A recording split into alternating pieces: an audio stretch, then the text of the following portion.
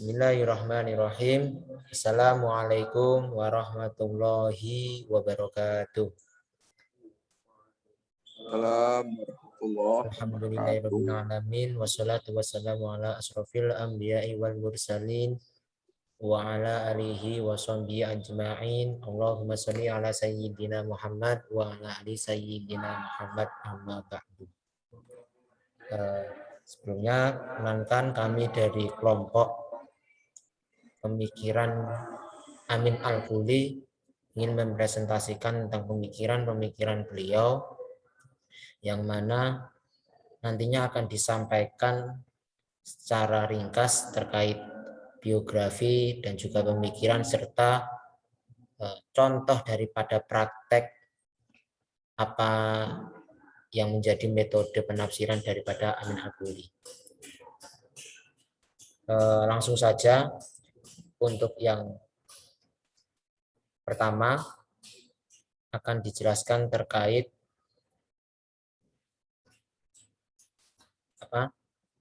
biografi dari Amin Al-Ghuli. Kepada Mbak Okta, saya persilakan. Izin share screen ya.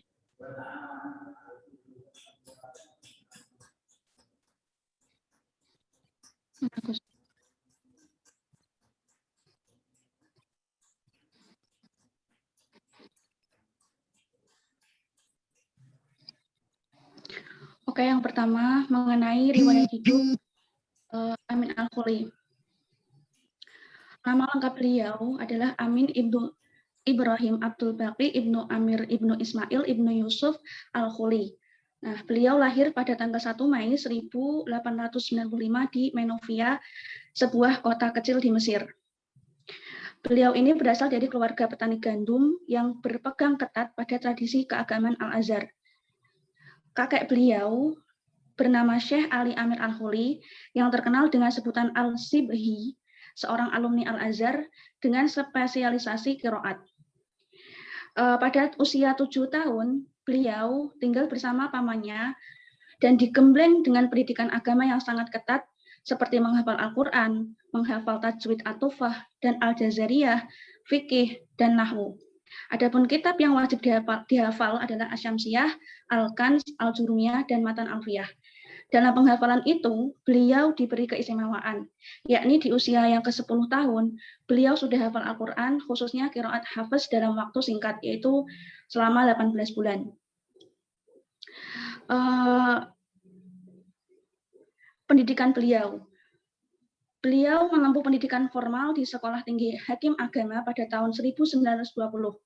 Kemudian di Eropa, beliau ini menjadi imam ekspedisi ilmiah dan atas agama kedutaan besar Mesir di Roma dan Berlin, Jerman. Kemudian sepulang dari Eropa, beliau ditunjuk menjadi dosen di Universitas Mesir dan mengajar ilmu balaghah, tafsir, dan sastra Mesir. Kemudian di Al-Azhar, beliau menjadi guru besar filsafat dan perbandingan agama pada Fakultas Usuluddin. Kemudian setelah beliau lulus dari Sekolah Tinggi Peradilan Syariah di Al-Azhar pada tahun 1920, beliau diangkat sebagai guru di alma maternya dengan memimpin majalah Peradilan Syariah. Kemudian di tahun 1923, beliau diangkat menjadi imam dan penasihat agama untuk misi diplomatik Mesir di Roma. Kemudian dipindah di Berlin. Dan beliau kembali lagi ke Mesir pada tahun 1927. Dan beliau mengajar di Pasca Sarjana Sekolah Peradilan Syariah. Pada tahun berikutnya, beliau dimutasi ke Fakultas Sastra Universitas Mesir, yang mana sekarang dikenal dengan Universitas Kairo, sebagai pengajar, lalu bertahap menjadi profesor, dan ketua jurusan Bahasa Arab dan Bahasa-Bahasa Timur. Lalu beliau diangkat sebagai wakil dekan Fakultas Sastra. Nah, pada rentan waktu dari tahun 1927 hingga tahun 1953, beliau ini berkonsentrasi menyusun elemen-elemen dasar metode tafsir sastra, dan beliau juga aktif berdiskusi dengan mahasiswa-mahasiswa pasca sarjana Fakultas Sastra seputar metode sastra untuk kajian Al-Quran. Kemudian pada tahun 1961, beliau ditunjuk sebagai anggota Dewan Kurator Majma' Al-Lughah Al-Arabiyah atau Dewan Bahasa Arab di Kairo. Bersama beberapa kolega dan mahasiswanya, beliau mendirikan majalah Al-Adab pada tahun 1956, kemudian dengan kelompok awalnya mengkaji bahasa dan sastra Arab sebagai upaya untuk membongkar kebuntuan persepsi tentang kesakralan Al-Quran. Kedua bukunya, yaitu Fil Adabil Masy'aril dan Fananul Qaul pada tahun 1947 adalah dua karya penting dalam menapaki pendekatan sastrawi atas Al-Quran. Amin Al-Khuli juga sempat memimpin jurusan bahasa Arab di Pascasarjana hingga beliau wafat pada tahun 1996. Karena beliau banyak mengkaji ilmu bahasa dan sastra, Amin Al-Khuli menjadi redaktur penulis materi tafsir dalam ensiklopedia Dairah Al-Makrifat Al-Islamiyah. Beliau juga menekankan pengkajian Al-Quran pada kajian tematis dan menafsirkannya dengan interpretasi sastra sambil tetap mempertimbangkan aspek psikis dalam Al-Quran. Sebenarnya Al-Khuli bukanlah seorang penulis yang produktif seperti halnya cendekiawan-cendekiawan Mesir lainnya, seperti Mahmud Saltun, Abbas Mahmud Al-Aqad, dan lain sebagainya. Meskipun demikian, karya beliau yang berhubungan dengan teori penafsiran Al-Quran sering dijadikan sebagai rujukan banyak orang hingga sekarang karena ia dipandang sebagai rancang bangun metodologi baru, di mana aplikasi metode tersebut diterapkan secara produktif oleh murid sekaligus istrinya Aisyah Abdurrahman binti Syati. Kemudian di antara beberapa karya beliau adalah sebagai berikut, yaitu yang pertama Fi Adab Al-Misri, Fikr wan Mahaj, Al-Mujahidun fi Al-Islam ala asas kitabai, Al-Tambiyah biman yansubu Allah ala kulli mi'at li asyuyuti wa bughat al-muqtadin wa minhad al-mujidin ala tufat al-muqtadin li al-marahi al-jurawi. Kemudian silat al-Islam bi islahal masihiyah, kemudian manhaj tajdid bi an-nahwu wa balaghah wa tafsir wa adab. Kemudian min hadiyah Quran fi amwamihim masaliyah, kemudian min huda Al-Quran fi Ramadan, kemudian Mu'jam Al-Faras Al-Quran Karim, dan masih banyak lagi. Sayangnya, beliau ini tidak pernah menerbitkan kayak tafsir. Namun, banyak tulisan beliau mengenai Al-Quran, salah satunya, yaitu Manhajut At-Tajdid, sangat besar peranannya dalam memecahkan problem antara filologi dan edifikasi makna dalam penafsiran. Dapat dipahami mengapa beliau tidak pernah menulis tafsir, karena atmosfer di Mesir pada era 40-an tidak mendukung. Sebagai fakta, ketika itu beliau ditunjuk sebagai ketua proyek penafsiran Al-Quran di Mesir, di Giza, di mana beliau ini menjadi promotor dari disertasi Muhammad Ahmad Khalafallah yang mempertahankan pendapat bahwa kisah-kisah yang disampaikan Al-Quran mengenai nabi-nabi yang mendahului Muhammad SAW secara historis tidak benar. Untuk selanjutnya, monggo dilanjut mengenai corak pemikiran Amin Al-Khuli. Mas Imam. Yeah.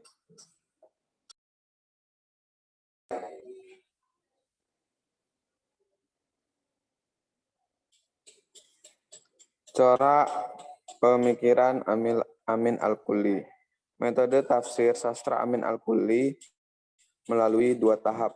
Satu, kajian seputar Al-Quran atau dirosah mahaula Al-Quran, dilakukan dengan mengkaji segala hal yang berada di sekitar kitab suci yang tampak selama sekitar 20 tahun masa diturunkannya, periode penulisannya serta pengumpulan dan penyebarannya.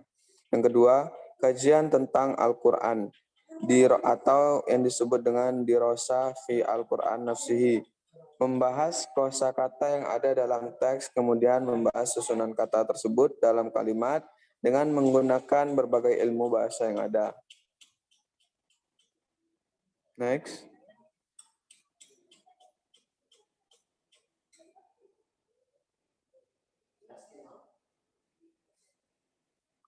Menurut Amin Al-Khuli,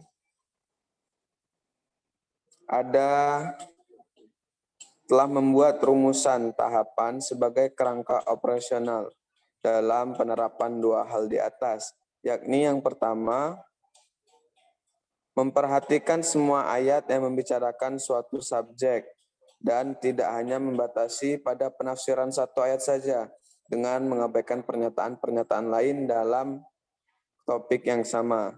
Yang kedua, melakukan studi dengan cermat dan teliti atas setiap lafal Al-Quran, tidak saja dengan bantuan kamus-kamus klasik atau kajian leksikal, melainkan juga pada tahap pertama dengan bantuan adanya paralel Al-Quran dari lafal atau masadir yang sama.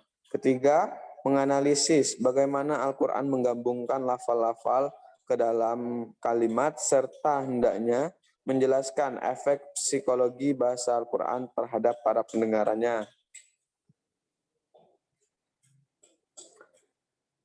Lanjut.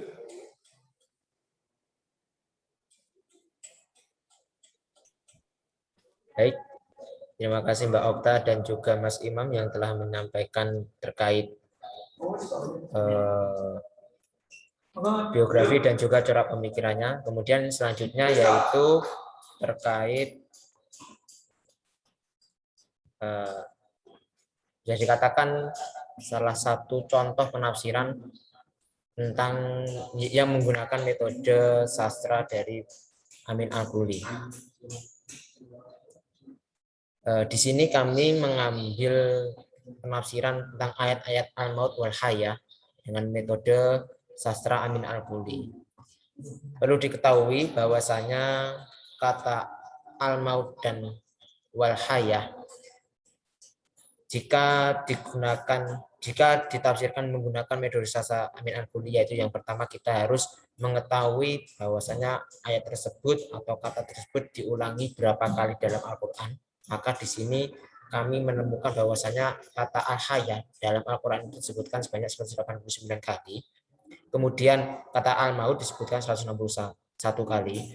Kemudian kata Al-Maut wal Haya yang disebutkan secara bergandengan dalam satu ayat disebutkan sebanyak 71 kali. Nah, kemudian dari penyebutan sebanyak itu dan juga ada 71 ayat yang disebutkan secara bergandengan terkait ayat Al-Maut wal Haya, maka kami mencoba meneliti dengan pembahasan yang pertama Quran surat Al-Baqarah ayat 28, kemudian Al-Hajj ayat 66, kemudian yang ketiga yaitu Quran surat Al-Mu'min ayat 37. Kemudian dalam metode sastra Amin Al-Ghuli perlu bahwasanya kita harus mengkaji bagaimana ayat tersebut ditafsirkan menurut mufasir-mufasir klasik. Di sini seperti halnya dalam Quran surat Al-Baqarah ayat 28 yaitu yang berbunyi kaifa takfuruna billahi wa kuntum amwata fa ahyakum summa yumitukum summa yuhyikum summa ilaihi turja'un. Di sini terdapat kata yumitukum dan yuhyikum dan juga ada kata amwata dan juga fa ahyakum. Ini adalah penjabaran dari makna al-maut wal haya.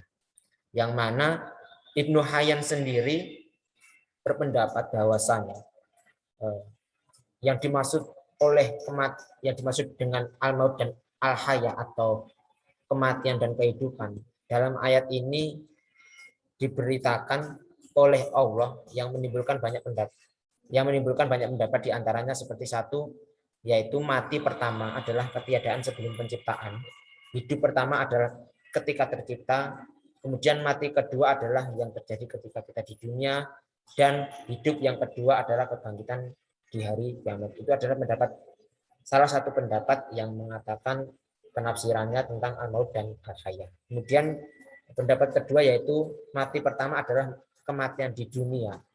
Kemudian hidup pertama adalah ketika kita mendapatkan pertanyaan di alam barzah. Kemudian mati kedua adalah usai menjawab pertanyaan di alam barzah, dan hidup kedua adalah di hari kebangkitan. Itu pendapat kedua mengenai makna dari al-maut dan al-haya.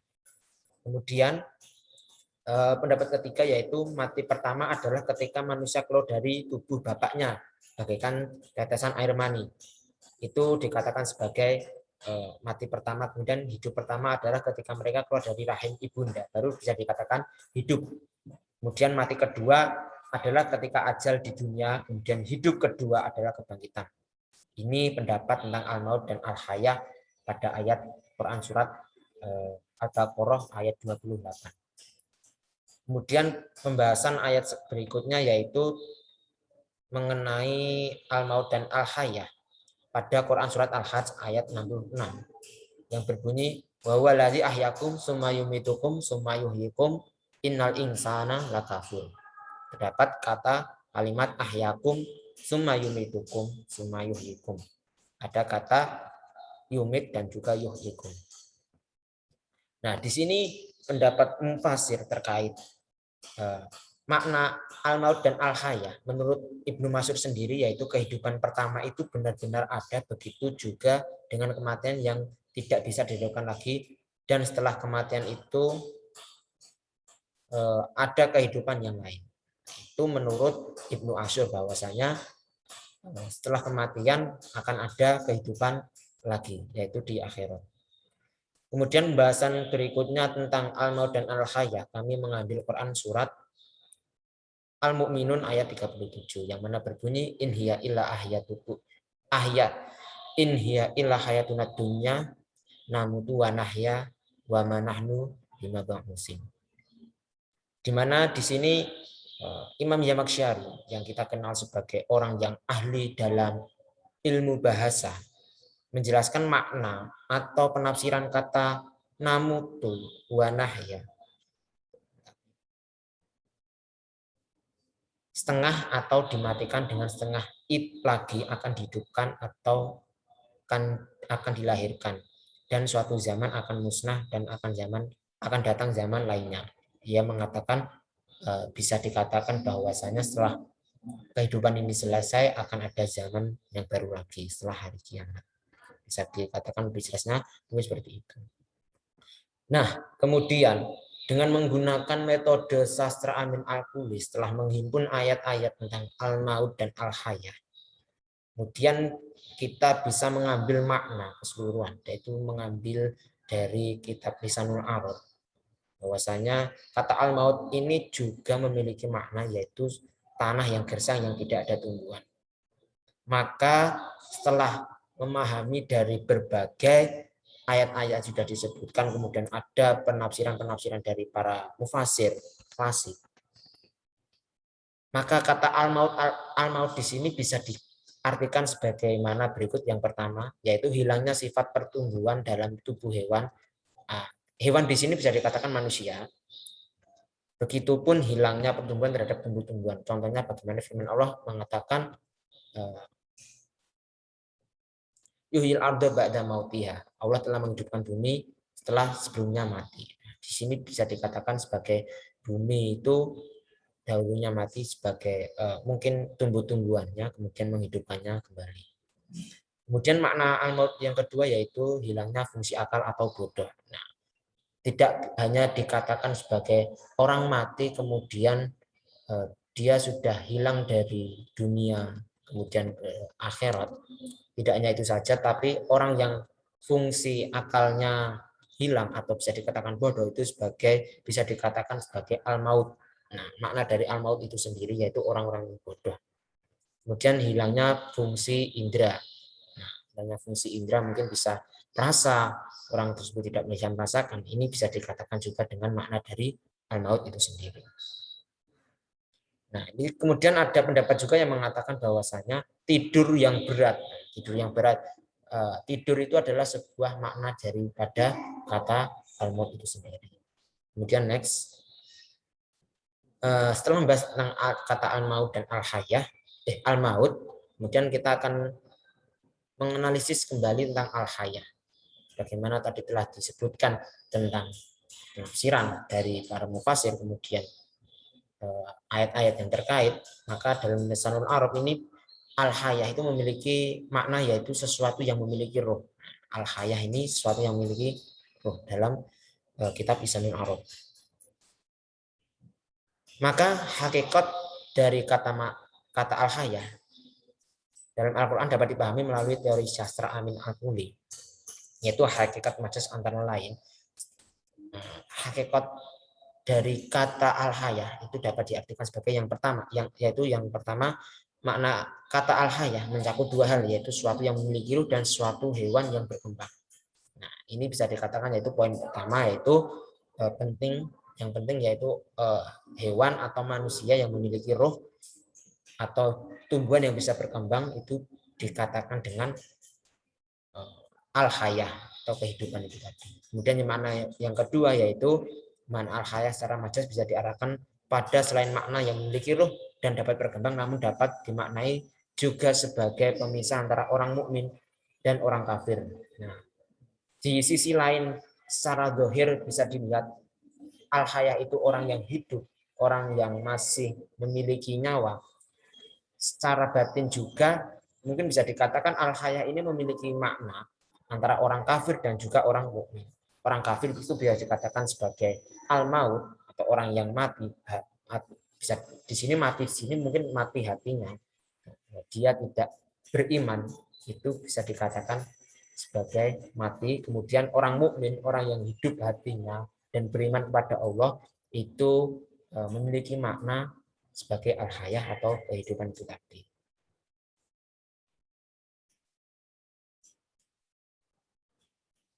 Wallahu a'lam bishawab. Ya, mungkin itu yang dapat dijelaskan atau diterangkan dari kami selaku kelompok dari pemikiran Amin Al-Quli. Kurang lebihnya saya sendiri Muhammad Yasin Arif Wasidi dan juga Mas Imam Syafi'i dan juga Mbak Okta Paramesti, apabila terdapat salah kata dan juga terdapat kekurangan dalam penyampaian materi, mohon maaf yang sebesar-besarnya. Terima kasih dari kami. Wallahu muwaffiq ila aqwamit thoriq. Wassalamualaikum warahmatullahi wabarakatuh. Waalaikumsalam warahmatullahi wabarakatuh.